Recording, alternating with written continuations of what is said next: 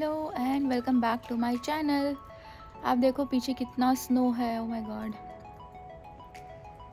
ठंडी तो लग रही है वैसे मुझे लेकिन अच्छा लग रहा है।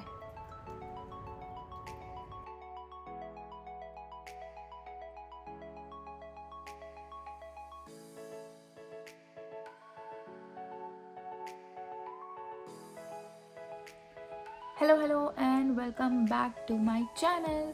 तो जर्नी हमारी बस स्टूडेंट वीज़ा या एज अ स्टूडेंट पे नहीं ख़त्म होती है।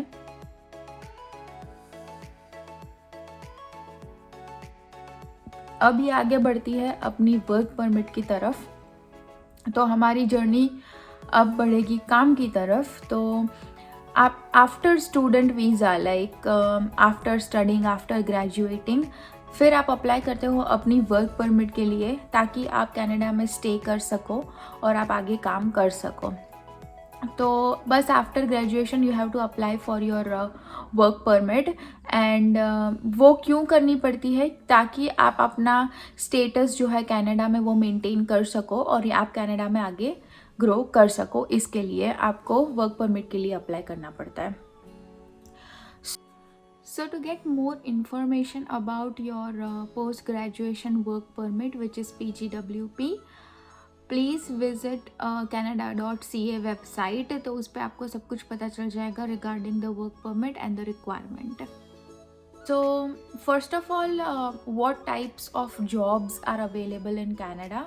So basically जो jobs होती है they are like either part time, full time और temporary और permanent. So ये चार चीज़ें होती है in a larger picture कि आप किस में like किस क्लासिफिकेशन में फॉल करते हो।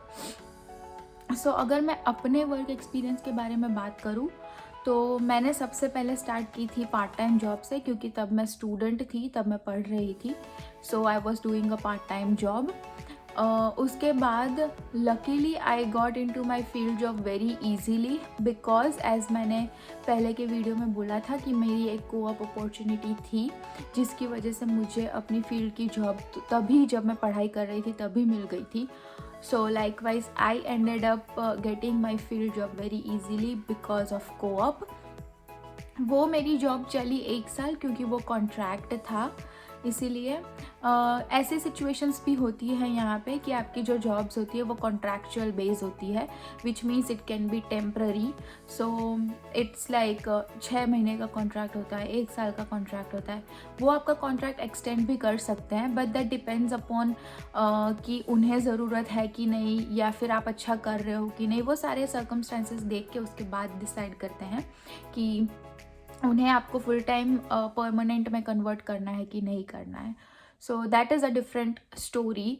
तो आफ्टर माई कॉन्ट्रैक्ट एंडेड, मैं लकीली मैं एक्चुअली मेरी जो फुल टाइम जॉब थी फील्ड की, उसके साथ साथ पार्ट टाइम जॉब भी करती थी। तो मेरे पास ऐसा कोई क्या बोले कि ऐसी कोई सिचुएशन नहीं थी कि चलो मेरी जॉब चली गई है, बिकॉज मैं पार्ट टाइम जॉब भी कर रही थी, तो मेरे पास जॉब तो थी। सो बेसिकली मैं आप सबको बता चुकी हूँ कि मेरा बैकग्राउंड फाइनेंस है। तो मैं जो भी जॉब्स ढूंढ रही थी वो मैं बैंकिंग सेक्टर में ढूंढ रही थी। तो मैंने 2 वेज़ बताए थे, मैंने उन दोनों वेज से अपनी एप्लीकेशंस की थी। वन वाज विथ रेफरेंस और वन वाज विथआउट रेफरेंस। तो मैंने दोनों वेज से अपनी जॉब बैंक के लिए अप्लाई की थी।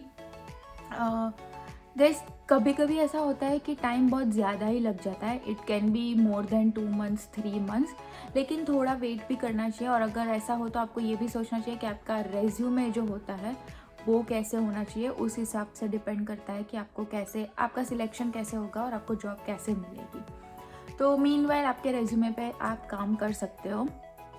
या so getting back to how I got the job. तो मैंने विथ रेफरेंस विदाउट रेफरेंस दोनों तरीके से जॉब्स अप्लाई की।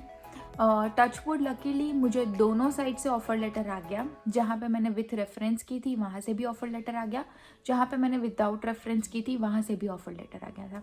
बस अब इन दोनों चीज़ों में मुझे यही डिफ्रेंशिएट करना था कि कौन सी पोजीशन ज़्यादा अच्छी है, कौन सी बैंक अच्छी है क्या नहीं, वो मेरी तरफ से मुझे बाइफरगेट करके डिसीजन लेना था। तो likewise I ended up getting a job in a banking sector.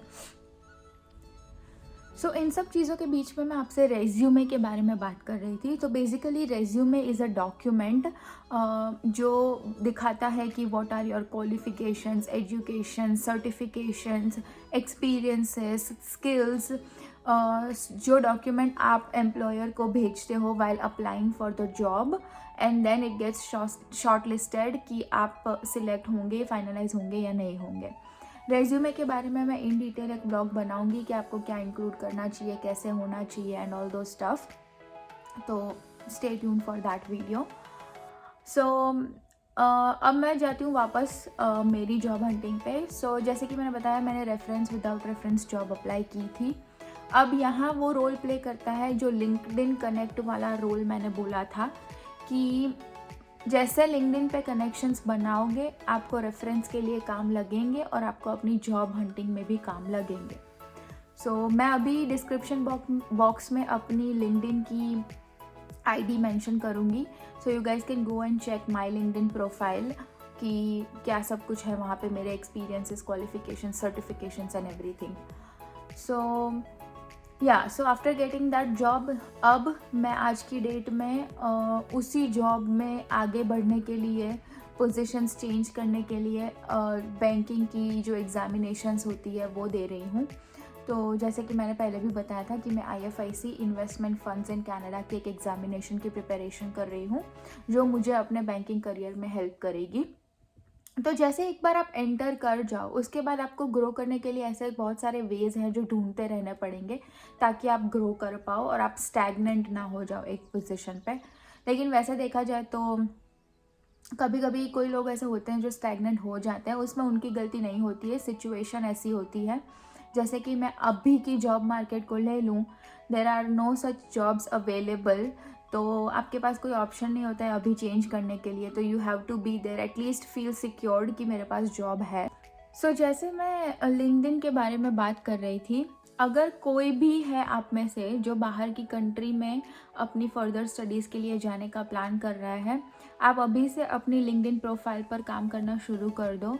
Because वो एक ऐसा प्लेटफॉर्म बन जाता है जहाँ पे बहुत सारे इंटरैक्टिव सेशंस होते हैं, आप कम्युनिकेट कर सकते हो सबके साथ, और आपको किसी को ऐसे दिखाना नहीं पड़ता है मेरे में क्या स्किल्स है, क्या है क्या नहीं है।